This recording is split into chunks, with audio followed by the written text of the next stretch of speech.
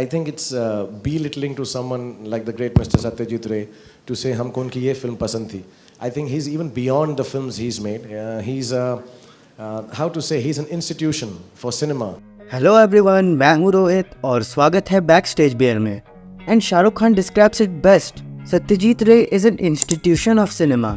उनकी फिल्मों ने न सिर्फ भारतीय सिनेमा बल्कि पूरी दुनिया में इम्पैक्ट क्रिएट किया है. Satyajit Ray, he's been described as one of the most influential directors in world cinema. कई आर्टिस्ट्स ने उनके साथ काम किया और कई करना चाहते थे, बिकॉज उनके साथ काम कर लिया मतलब समझो कि करियर सफल हो गया. He was that big of a deal. I'm sure तो मूवी बफ्स को उनके फिल्मों के बारे में पता ही होगा, बट फिर भी हमने उनकी जर्नी को लेकर काफी कुछ रिसर्च किया है और ये वीडियो उसी के बारे में होने वाला है. तो sit back, relax and enjoy. और हाँ, सब्सक्राइब कर देना चैनल को, okay?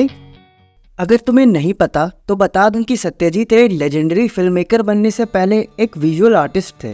Sketching, painting, drawing, I had it at the back of my mind while I was in college or even late school that I would be a professional artist doing perhaps some kind of commercial art. 1943 में वो एक British advertising agency DJ केमर के साथ as a junior visualiser काम करने लगे और इस वक्त उन्हें बस 80 रुपए तनख्वाह मिलता था.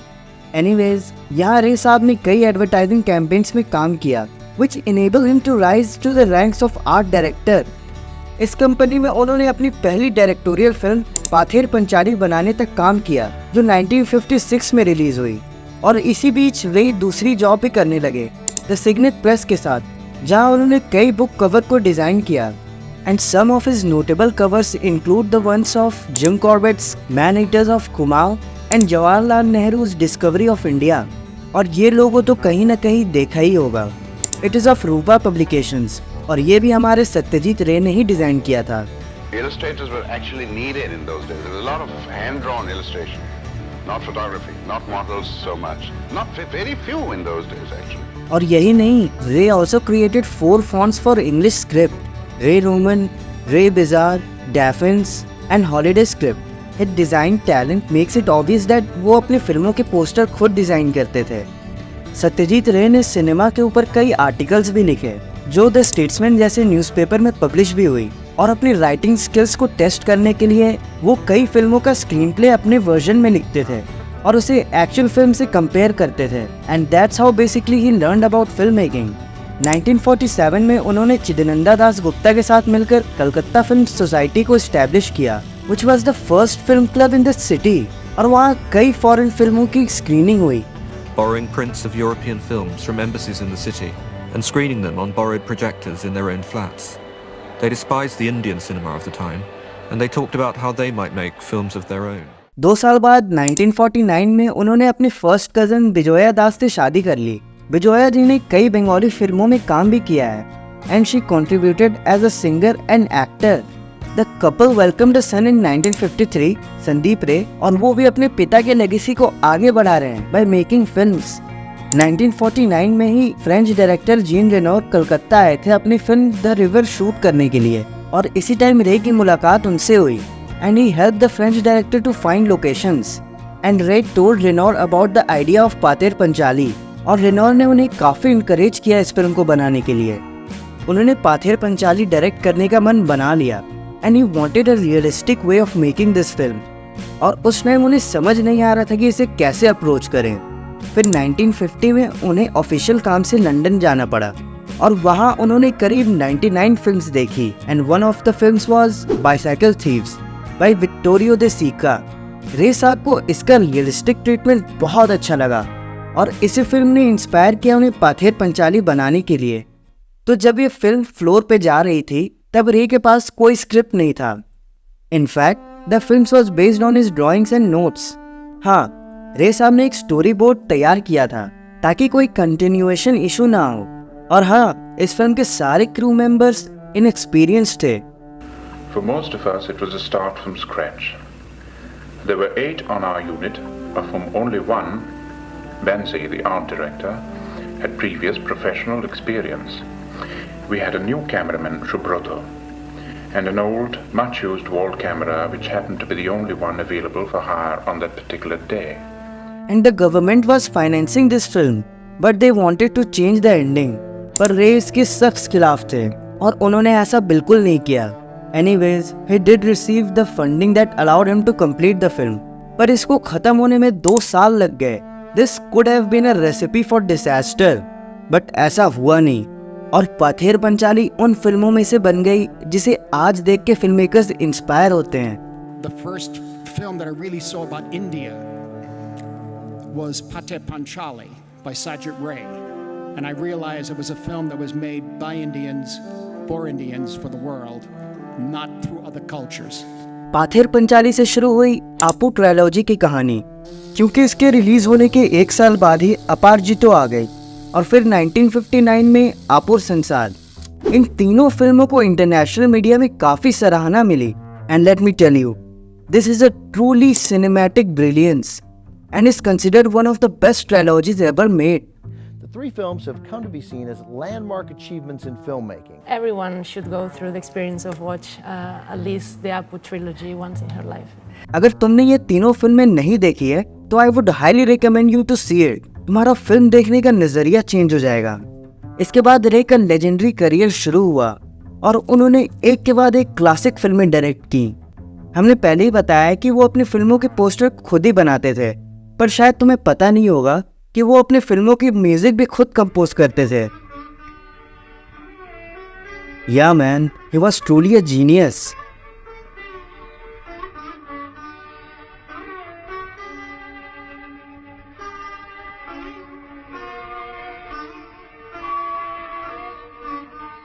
(1962) में उनकी फिल्म कांचनजंगा रिलीज हुई, which was the first film based on his own story and was also his first film in color.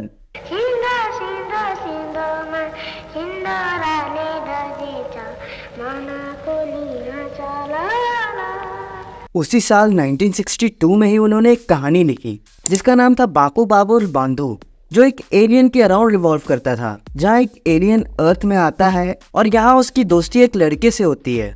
कहानी थोड़ी जानी पहचानी लग रही है ना? बनोगे हमारे दोस्त?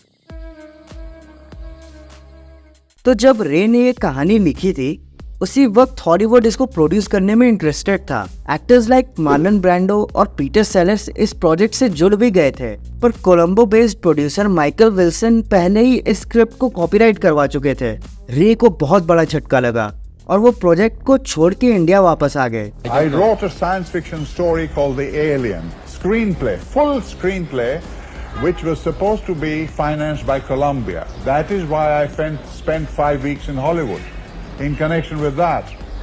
It's only that I had a person who was working as a middleman who behaved peculiarly and the idea had to be dropped. Fast forward to 1982, एक फिल्म आई E.T. द एक्स्ट्राटेरेस्ट्रियल, जिसे स्टीवन स्पीलबर्ग ने direct किया था और इसकी कहानी रे के एलियन वाली कहानी से काफी सिमिलर थी. Many ideas in The Alien are in E.T. and there were mimeographed copies of my screenplay in Hollywood, hundreds of them. कई लोगों ने रे साहब को एडवाइस किया कि वो स्पीलबर्ग पे केस कर दें, पर रे ने कहा कि स्पीलबर्ग ने अच्छा काम किया है एंड ही डिड नथिंग. फिर 2003 में राकेश रोशन इसी का बॉलीवुड वर्जन लेके आए, कोई मिल गया. वैसे कोई मिल गया इज नॉट एग्जैक्टली व्हाट रे इंटेंडेड, बट काफ़ी एलिमेंट सिमिलर हैं. अगर इस टॉपिक पे तुम्हें और डिटेल में जानना है तो YDP फिल्में का ये वीडियो देख लेना, उन्होंने बहुत अच्छे से कवर किया है इस टॉपिक को. खैर, जब ये सब कंट्रोवर्सी चल रही थी तब रे ने 1971 में एक डॉक्यूमेंट्री भी बनाई, सिक्किम. इस वक्त सिक्किम इंडिया का पार्ट नहीं था and it was an independent nation ruled by a Chogyal और किंग एज वी नो. दुनिया को इस छोटे से जगह के बारे में बताने के लिए उस टाइम के सिक्किम के किंग और उनकी वाइफ ने इस प्रोजेक्ट को प्रोड्यूस करने का मन बनाया एंड दे हायर्ड सत्यजीत रे टू मेक दिस फिल्म. रे इस टाइम तक बहुत बड़े डायरेक्टर बन चुके थे और उनका इस प्रोजेक्ट से जुड़ना अपने आप में ही एक बड़ी बात थी. उन्होंने फिल्म बनाई which talked about the sovereignty of Sikkim, पर किंग इसके फाइनल कट से संतुष्ट नहीं थे क्योंकि इसमें सिक्किम की पॉवर्टी को भी दिखाया गया था. फिर आया 1975 का समय, जब सिक्किम इंडिया का पार्ट बन गया and the Indian government completely banned this documentary. अब कुछ पॉलिटिकल रीजंस रहे होंगे and the film remained banned for 35 years before it was finally allowed to be screened. पर आज फिर से ये फिल्म बैन हो चुकी है। This is really an interesting topic. हाँ, तो अगर इस पर डिटेल्ड वीडियो चाहिए तो कमेंट में बता देना। इसी बीच सत्यजीत रे ने रविंद्रनाथ टैगोर के ऊपर भी डॉक्यूमेंट्री बनाई। इसमें रे ने टैगोर के सारे कंट्रोवर्शियल एस्पेक्ट को अवॉइड किया to probably avoid any backlash, and it was produced by film division of India, जो इस टाइम काफ़ी इंटरेस्टिंग काम कर रहे थे। ये डॉक्यूमेंट्री तुम्हें यूट्यूब में मिल जाएगी और तुम इसे वहाँ से देख सकते हो। स्पाइडरमैन अक्रॉस द स्पाइडरवर्स तो देखा होगा। इसमें सोनी ने इंडियन स्पाइडरमैन को इंट्रोड्यूस किया है, जिसका नाम है पवित्र Prabhakar. Quick break for a cup of chai with my Maya auntie. I love chai tea. What did you just say? Chai tea? Chai means tea, bro. You're saying tea. Would I ask you for a coffee with room for cream? I'm so sorry. और उसकी life बिल्कुल Peter Parker के ही जैसी है। और एक मजे की बात बताऊं, ये इंडियन स्पाइडरमैन का कॉन्सेप्ट और किसी का नहीं बल्कि हमारे सत्यजीत रे का ही था। एक्चुअली रे स्टैनली से मिले थे। ये एग्जैक्टली कब की बात है इसका तो कुछ पता नहीं, but some time around when Spiderman comics was getting popular, तब रे ने स्टैनली को देसी स्पाइडरमैन का आइडिया बताया था। उस टाइम तो इस पे कुछ काम नहीं हो पाया, पर 2005 में एक कॉमिक रिलीज हुई, Spiderman India, and it was based on Ray's idea. फिर 2023 में स्पाइडरमैन अक्रॉस द स्पाइडरवर्स में इस कैरेक्टर को बिग स्क्रीन में दिखाया गया, and it was truly awesome. Ray received many awards including 6 national awards for best director. Indian government ने उन्हें 1965 में पद्म भूषण से भी नवाजा और फिर 1992 में उन्हें ऑस्कर दिया गया for his life time of achievement in film making. It's an extraordinary experience for me to be here tonight to receive this magnificent award, certainly the best achievement of my movie-making career. Satyajit रे को cinema की दुनिया में सभी लोग बहुत मानते हैं। If it wasn't for seeing Sajid Ray's films, I don't think I would have had any idea the opening up of such an extraordinary culture and such a great civilization. And so I became a fanatic of watching his films. I'm fascinated with India, really from movies, particularly the movies of Satyajit Ray, the filmmaker Satyajit Ray. The Academy recognizes Mr. Rai's rare mastery of the art of motion pictures and of his profound humanism, which has had an indelible influence on filmmakers and audiences throughout the world. Legendary Japanese director Akira Kurosawa, जिन्होंने उसी time रोशोमोन और 7 samurai जैसी classic फिल्में बनाई थी, वो भी रे के काम से काफ़ी प्रभावित थे। पाथिर पंचाली देखने के बाद उन्होंने बोला था, I can never forget the excitement in my mind after seeing it. It is the kind of cinema that flows with the serenity and nobility of a big river.